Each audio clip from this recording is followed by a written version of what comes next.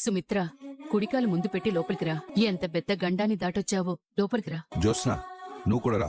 ఇల్లు కొత్తగా కనపడుతుందా సుమిత్ర? మళ్ళీ ఈ ఇంట్లో అడుగు పెడతా అనుకోలేదండి. నిన్ను కాపాడుకోవడానికి నీ కూతురు అంత ధైర్యం చేస్తే అడుగు పెట్టకుండా ఎక్కడికి పోతావు సుమిత్ర? ఒకటా రెండా? నిన్ను ఎన్ని కాపాడాయనుకున్నావు? దశరథ నీ పేరు మీద హోమం చేయించాడు. మీ మావయ్య గారు నా కోడలికి ఏం కాకూడదని బలంగా కోరుకున్నారు. ఇక నీ కూతురైతే నీ ఆపరేషన్ విజయవంతంగా పూర్తయిందన్న మాట వినేంతవరకు టెన్షన్ పడుతూనే ఉంది.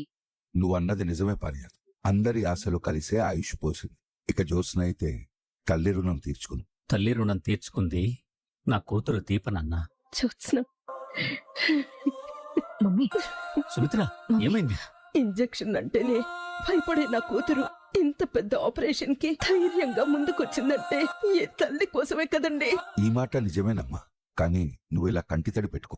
ఈ ఇంటి కోడలికి గండ ఉందేమోనని అనుమానం పడ్డాడు. కానీ నీ కూతురు గండాన్ని దాటించింది. దశరథ, సుమిత్రకి విశ్రాంతి అవసరం. అలాగే. నేనేదైతే నమ్మలేదో అదే ఇప్పుడు నమ్మాల్సి వస్తుంది.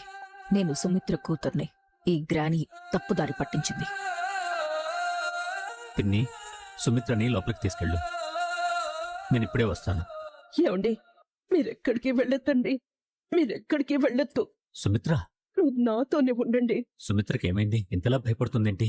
ఎవ్వరూ ఎక్కడికి వెళ్ళొద్దు. అందరూ నా కళ్ళ ముందే ఉండండి. నాకు చిన్న పనుంది సుమిత్ర, నేను వెంటనే వచ్చేస్తాను. పిన్ని, లోపలికి తీసుకెళ్ళు.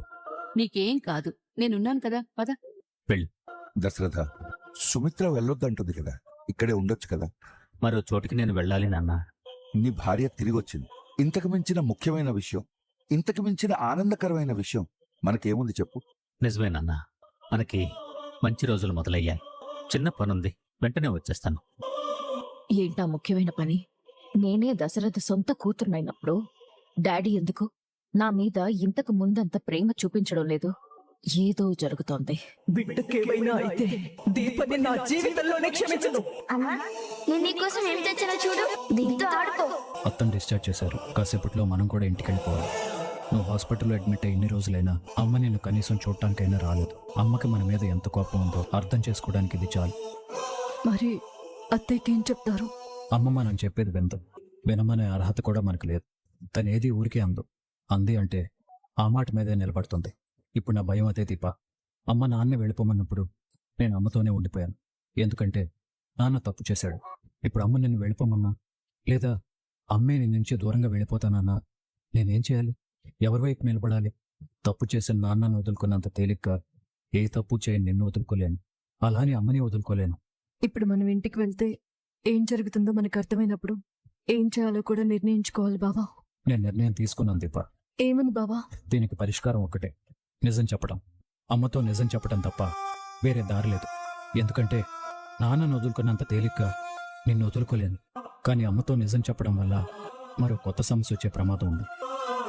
అదేంటంటే, దీపా, ఇప్పుడు ఎలా ఉంది? నడవగలుగుతున్నావా? పర్లేదు డాక్టర్. ఎందుకు నడవలేకపోతున్నావు అని ఇంటి దగ్గర అడిగితే ఏం సమాధానం చెప్తారు?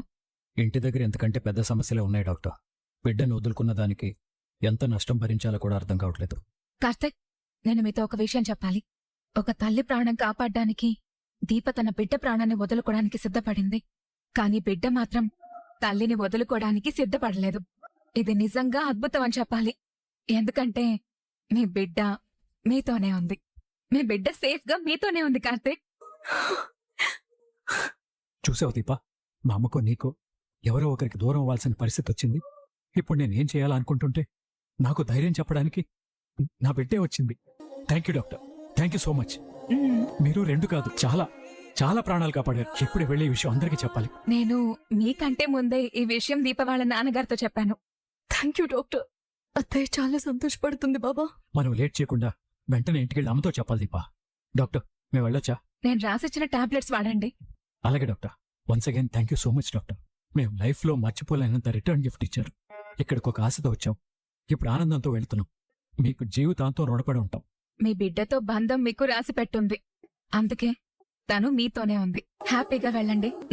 జ్యోత్స్న, జ్యూస్ తాగు. మనుషులు మారిపోయారు, పిలుపులు మారిపోయాయి. పేరుతోనే కదా పిలిచాను. మనవరాలా అని పిలిచేదానివి. నువ్వు మనవరాలివేనే. ముందు జ్యూస్ తాగు. అవసరంతో పిలిచేదానికి ప్రేమతో పిలిచేదానికి తేడా లేదా గ్రాని? ఇన్నాళ్ళు నువ్వు నా సొంత మనవరాలు అనుకున్నాను కాబట్టి మనిద్దరి మధ్య ఒక ఎడతెగని బంధం ఉండేది. ఇప్పుడు లేదంటావా? ఒక మనిషితో మనకుండే అవసరం అతన్ని మనకి నచ్చేలా చేస్తుంది మనవరాలా. అంటే ఇన్నాళ్ళు నువ్వు దాసు కూతురు అనుకున్నాను కాబట్టి ఆ నిజం ఏదో ఒక రోజున బయటపడితే నీకు సాయంగా నిలవడానికి నేను తప్ప ఎవ్వరూ లేరు. అందుకే నువ్వు కూడా నాతో ప్రేమగా ఉండేదానివి. నువ్వు నా కొడుకు కూతురివి. పైగా నిన్ని స్థానంలో నిలబెట్టింది నేనే కాబట్టి నాకు అంతే అభిమానం ప్రేమ ఉండేది. ఎప్పుడైతే నువ్వు దశరథ సుమిత్ర కూతురువని తెలిసిందో మొదట నీకు భయం పోయింది. నీకు భయం పోయినప్పుడు నాతో నీకేం అవసరం ఉంటుంది? ఆటోమేటిక్గా నేను నచ్చకుండా పోయాను.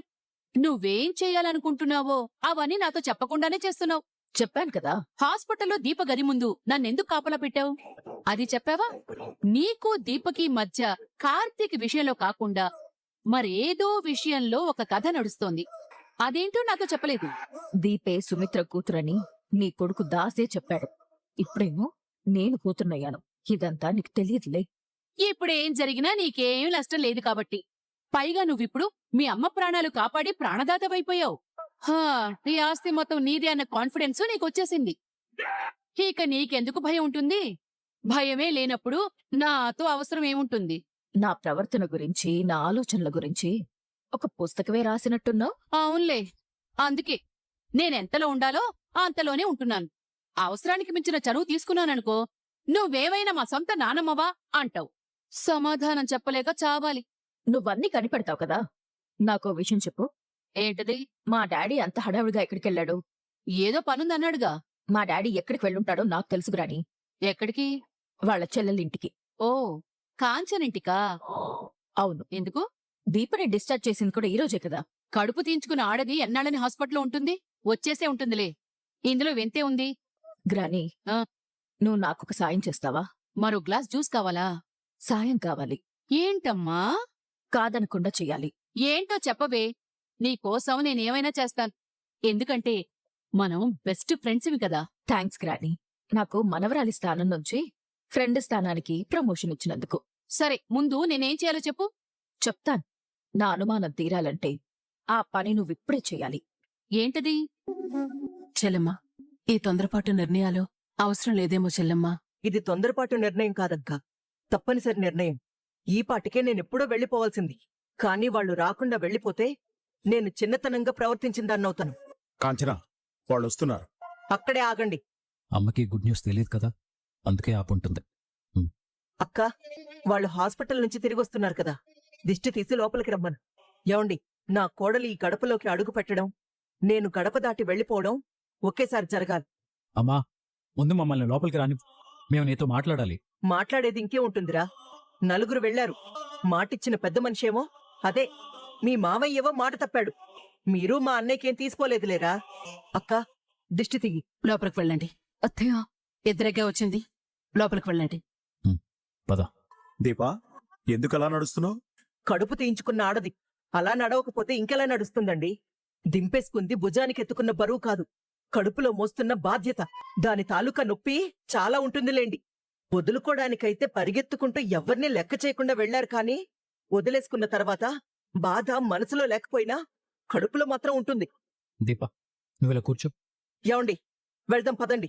ఎక్కడికి? చెల్లెమ్మ ఇంట్లో ఉండదంట కార్తీక్ బాబు. తన మాట నిలబడలేని చోట తన నీడ పడ్డానికి కూడా చెల్లెమ్మ ఒప్పుకోలేదు. ఎక్కడికి వెళ్తారు? నా అన్న వాళ్ళు ఎవ్వరూ లేని ఓ కొత్తింటికి. ఎందుకంటే మోసపోవడానికి అలవాటైన నాలాంటి ఆడదానికి ఎవరూ లేని చోట కాస్త ప్రశాంతంగా ఉంటుంది. చెల్లెమ్మతో పాటు నేను కూడా వెళ్ళిపోతున్నాను. మంచొచ్చాడు. పెంచిన మేనకోడలి కంటే ప్రేమతో పిలిచిన చెల్లెమ్మే ఒక మెట్టు ఎక్కువగా కనిపిస్తోంది.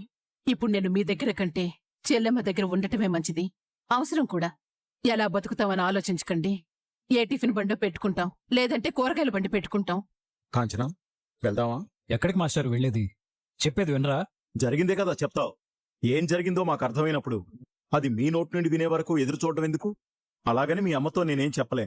వేరే ఇంటికి డ్రాప్ చేయాలి రండి అంటే ఏదో క్యాబ్ సర్వీస్కి వచ్చినట్టు వచ్చాను. సరే, తీసుకెళ్ళిపోండి. అందరూ వెళ్ళిపోండి. మీ అందరికీ ఆవేదనలో బాధలో ఉన్నాయి. అవి మీ మొహాల్లో కనపడుతున్నాయి. కానీ ఎదుటి వాళ్ళు చెప్పేది కూడా వినాలి కదా. అవి వినే మాటలేం కాదులేరా. వినాలి చెల్లెమ్మా. ఎందుకంటే నీ కోడలి క్షేమం ఓ అత్తగారిగా నీకంటే గొప్పగా ఎవరు కోరుకుంటారు? నీ మాట మీద కూడా నాకు నమ్మకం లేదన్నయ్యా. నలుగురు వెళ్ళారు, ముగ్గురొచ్చారు. ఇది చాలదా నేను వెళ్ళిపోవడానికి? నీ అంచనా తప్పు చెల్లెమ్మా. నీకిచ్చిన మాట ఈ అన్నయ్య ఏనాడూ తప్పలేదు. ఇప్పుడు కూడా తప్పడు. ఆ రోజు హాస్పిటల్కి నలుగురం వెళ్ళాం. ఇప్పుడు కూడా నలుగురం వచ్చాం. అంటే దీప కడుపులో బిడ్డ, క్షేమంగానే ఉందమ్మా. తల్లి బిడ్డ క్షేమంగా ఉన్నారా? అవునమ్మా. మీ అన్నయ్య నిన్నెప్పుడు మోసం చేయడమ్మా. నువ్వు నీ కోడల్ని నా కూతురుగా అనుకోమని తన బాధ్యత నాకు అప్పగించావు కదా. కోడల్ని నీ కూతురే అనుకో, బిడ్డని కాపాడుతాను అన్నావుగా, అందుకే బాధ్యత నీకు అప్పగిస్తున్నాను. ఇదిగోనమ్మా, మళ్ళీ నా కూతుర్ని నీ చేతికి అప్పగిస్తున్నాను. నా బాధ్యత పూర్తయింది. నీ కోడలు కడుపులో పెరుగుతున్న బిడ్డ ఇద్దరూ క్షేమంగా ఉన్నారు. మీ కోడలుగా మీ కొడుకు గాని మీకిచ్చిన మాట తప్పలేదత్తయ్య.